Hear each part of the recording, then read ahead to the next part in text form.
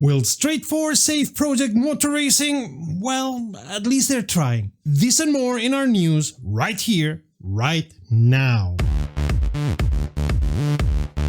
Today's video is dedicated to the memory of Jimmy Cliff, master of ska and reggae, and Udo Kier, not only a great actor, but those eyes, man, hypnotic. Gentlemen, thank you for your art. Greetings from me, you're watching WromWrom, the channel sharing the joy of sim racing, and our regular news roundup, our weekly sim racing news. Asetek, that was an unexpected surprise, and I'll leave it to you to discuss if it was a good or bad surprise in the comments. We're still undecided here. This month you will have to wait a week longer for our podcast. We moved the recording to accommodate our guests who had other things in mind at the end of November. Be assured it's coming. Now let's get to the news.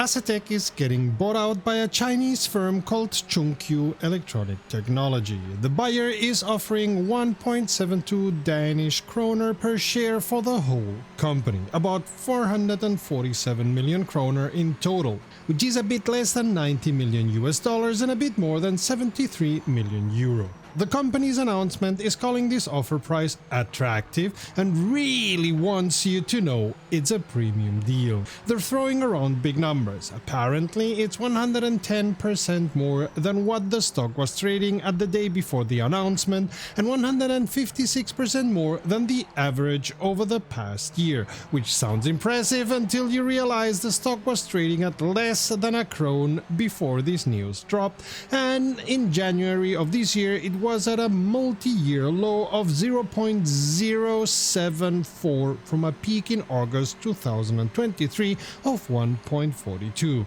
The company was right for a takeover, if you ask me. The board says they went through 6 months of talks and raised the offer price multiple times through intense negotiations. They're also claiming this is the absolute highest price that Chunkyu is capable of offering, which is classic takeover talk. The major shareholders and board members who control about a third of the company have already agreed to accept the offer, so they're clearly on board with this, pun not intended. The timeline is pretty straightforward. They'll publish the official offer document within 4 weeks, and shareholders get another 4 weeks to decide if they want to sell. If everything goes smoothly, the whole thing should wrap up in the first quarter of 2026. There's a catch though. The deal only goes through if Chunkyu ends up owning more than 90% of the company, and they need regulatory approval from Chinese authorities, and we suppose also from Danish and EU authorities. Who are Chunkyu anyway? They make precision components for electronics, laptop parts and that sort of thing. They're listed on the Shanghai Stock Exchange and have about 6,000 employees. Their pitch is that Asetek's cooling tech fits nicely with what they do, and they promise to keep Asetek running as its own business unit with its brand intact. We'll see how that plays out in practice. If the deal closes and Chunkyu hits that 90% threshold, they plan to force out any remaining shareholders and delist the company from the Copenhagen Stock Exchange. So this would be goodbye to Asetek as a publicly traded company. Bottom line, it's a takeover offer that the board likes, major shareholders are accepting it, and if you own Asetek shares, you've got a couple months to decide what to do when the official paperwork arrives. Interestingly enough, Jakob Alstedt, vice chairman of the board of directors of Asetek, bought over 300,000 shares on the day of this announcement, while Vorup Invest APS, a legal entity owned by the member of the board of directors of Asetek AS, Lars Christensen, repeatedly bought shares so as to own 15% of the shares of the company. Asetek SimSports gets mentioned as a side gig, but it seems the SimSports department will continue existing, and the board of both sides of the company expect to keep their positions. And while they are adamant they will remain a Danish company, I wouldn't be so sure if your boss owns you 100% and takes you out of your national stock exchange. Also, I'd be very interested to see what happens to the Taiwanese side of the Asetek business. SCS have released 2 DLCs for Euro Truck Simulator 2, Forest Machinery and Nordic Horizons. The Forest Machinery DLC will let you transport all kinds of heavy machines needed for forestry and brings also covers for mirrors, wipers and lights so you can drive through the woods or something like that, while the Nordic Horizons DLC, as we said last week, brings you to Norway, Sweden and Finland. On the other side of the virtual pond, SCS will release the Louisiana DLC for American Truck Simulator on December 4th.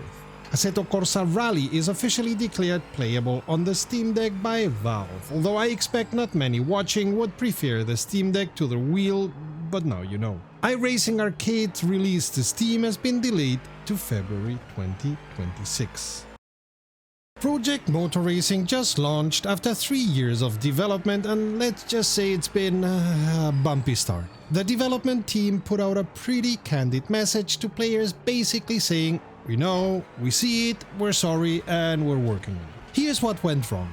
The sim is having serious performance issues, especially on lower end computers. The AI drivers are doing some questionable things on track, racing incidents that make you wonder if they've ever actually driven before, and there are various technical problems cropping up across different platforms. The developers say they didn't see these issues coming during testing, which is strange as it's literally what testing is supposed to catch. They mentioned pushing for higher fidelity and accuracy in the months before release, which is developers speak for "we were still working on core features right until launch day."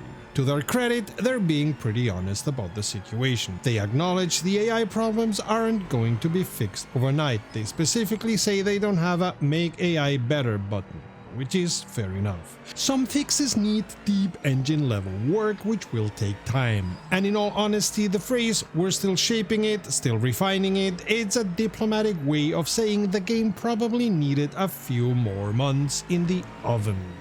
And they explain that some of the planned improvements need to be done at engine level, which will take time.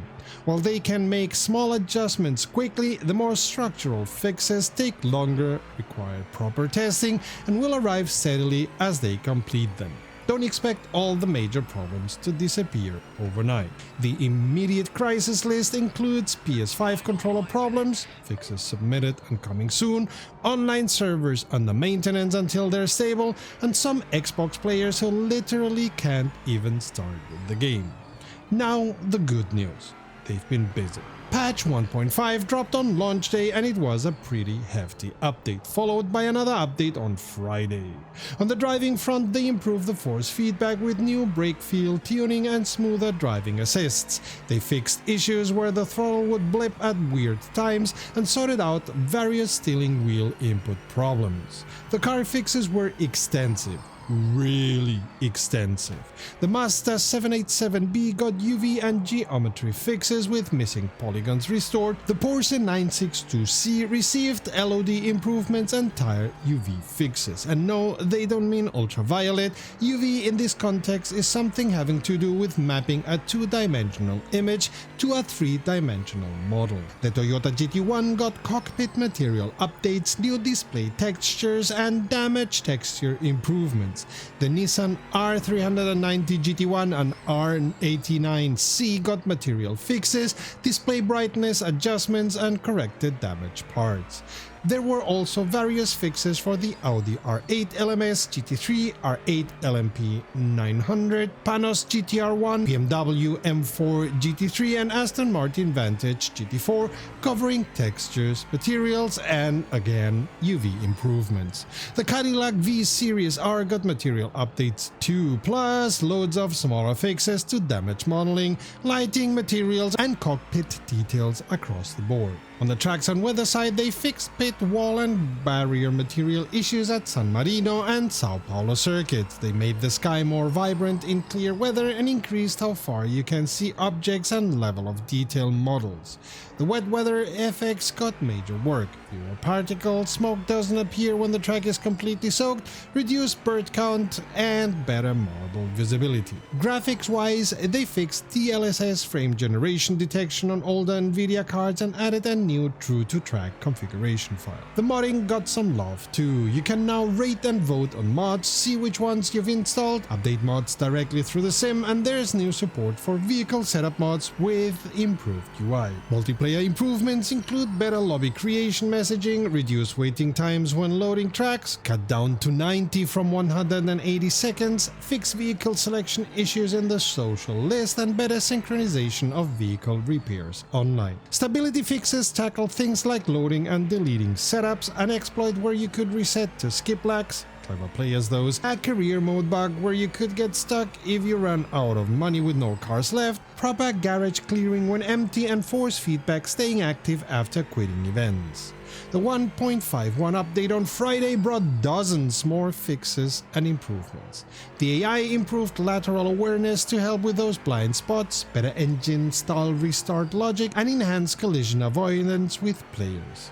The developers also added a first infringement penalty warning based on feedback, which should help you avoid penalties for minor mistakes. Online and multiplayer got a lot of attention. They've added a warning when your game client is outdated, fixed version mismatch connection failures, resolved issues with lobby selections, improved server performance, and fixed several crashes, including one when finishing social races. There's also better handling when network users disconnect.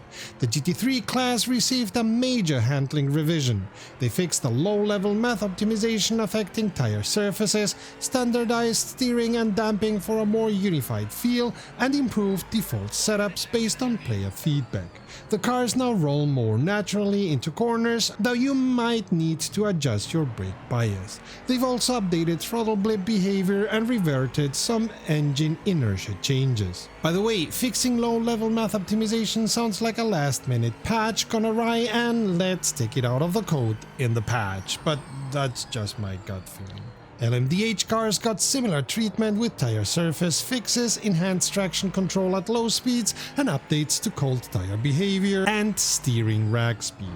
The Aston Martin Valkyrie received new performance data and drivability improvements. GT4 and Porsche Cup cars also got improved default setups based on what players were saying. Track fixes include reopening garages at Zolder that were unintentionally closed, restoring missing trackside dressing at Nürburgring GP, and toning down the brightness of graffiti at the Nordschleife. Audio improvements include better exhaust sounds in the Valkyrie cockpit and completely replacing and remixing engine audio for the Porsche 963 and Peugeot 9X8. There's also a massive list of newly supported hardware. Tons of new steering wheels, wheelbases, shifter, pedals, and button boxes are now compatible.